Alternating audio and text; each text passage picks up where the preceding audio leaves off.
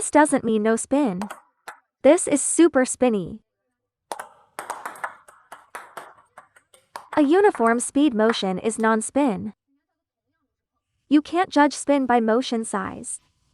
The key is whether the contact moment is fast enough, and the racket angle. The type of motion determines the type of spin you produce. But it's not absolute. Do you think this ball is spinning? His motion isn't big either. So why is it spinning? Let me ask you all. Why do you think it's spinning? If he slowly accelerates. Let me explain the principle behind table tennis spin. Right now I'm using a lot of finger power. And then I go slowly. It won't spin much. But if he adds speed, then it spins. It goes into the net. But even if I use strong finger force, without speed, like, look when it touches. You understand, right? When he contacts the ball, watch the rotation speed of his wrist. If it's like this, it won't spin that much. But if it's like this, then it spins a lot. If someone does this, then don't even think about it. That ball is super spinny. Second point, some people when serving, don't use their wrist. They serve like this. Or this kind of motion. When they don't use the wrist, a forward pushing serve like this is only falling, not spinny. Be careful not to loop it out. A downward slice might have some spin, but it won't be very spinny.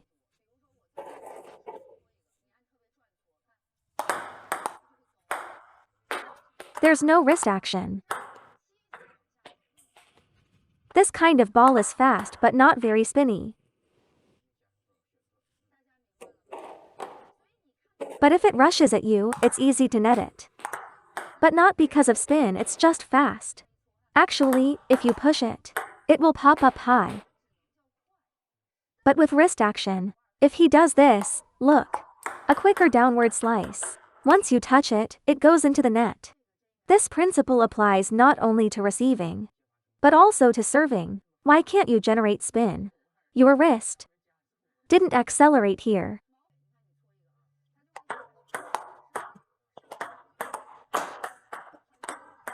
Amateur serves have a pattern. For side spin, backspin, you can push it.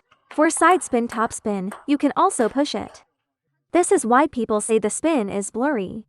Even if you push, you can't push like this. Because with this ball, he'll attack you immediately. Push it lower.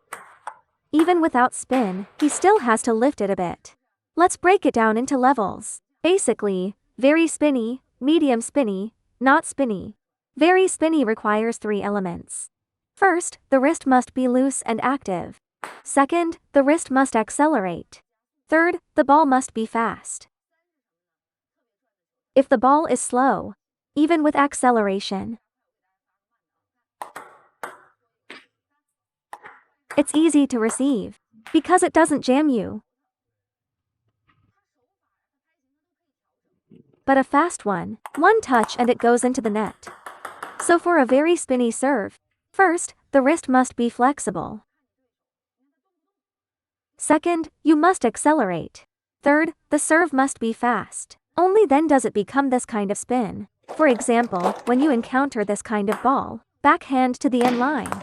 Don't touch it. You saw that, right?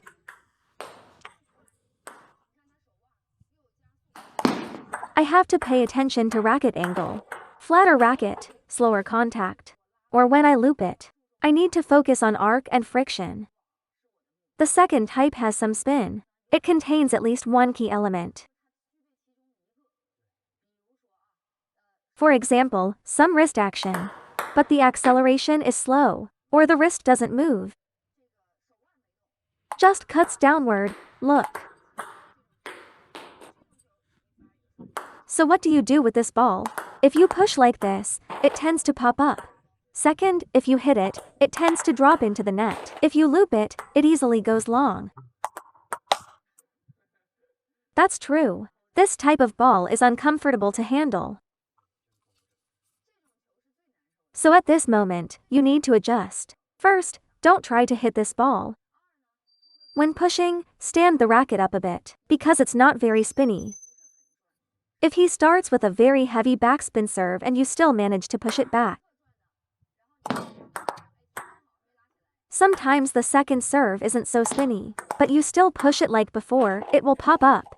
So you need to watch his acceleration mechanics. Lift the racket angle a little, and you'll push it down properly. Maybe he didn't use enough force, or he realized his serve was too spinny, and you could handle it. So he might serve with less spin. Alright, the third type is basically no spin, no wrist, no acceleration. Just like this, look. It looks like a backspin serve.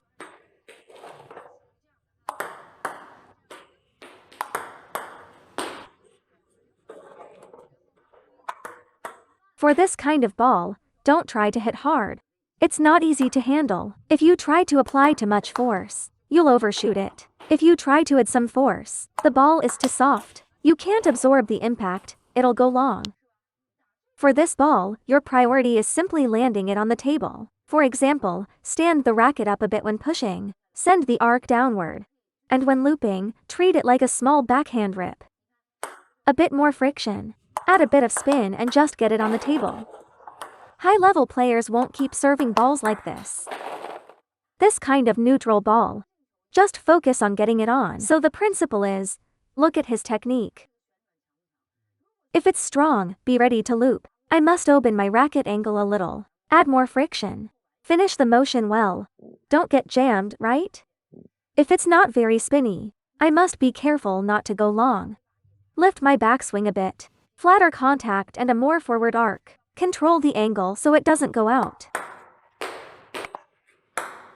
Adjust any time as needed. Side under serves vary a lot, some very spinny, some less, so the approach differs. And everyone serves differently. But generally speaking, it's just these three types. Once you understand these three types, your receive will improve a lot. Okay, now I'll serve one. You tell me which category it is. We just divide them into level 1. Super spinny. Level 2, medium spin. Level 3, not spinny. Tell me which one it is. Some people said it's the second type. Because I was standing straight and didn't bend down? No, it's the first type. The wrist already moved. And there was acceleration. This ball cannot be low spin. If you push it, it goes into the net. Even looping is hard.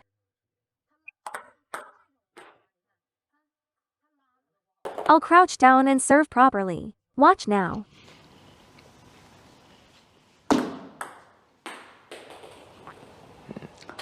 Is it the first, second, or third? Ask everyone. It's a hook serve. Let me explain the standards. First type, acceleration plus wrist motion.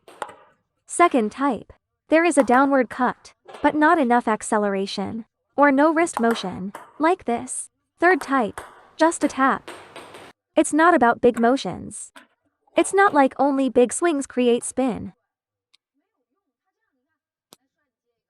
A steady, even speed motion produces no spin, but like this, it creates spin. Watch the moment of contact. This doesn't mean no spin. This is super spinny. A uniform speed motion is non-spin. You can't judge spin by motion size. The key is whether the contact moment is fast enough, and the racket angle. This is usually why players misread serves.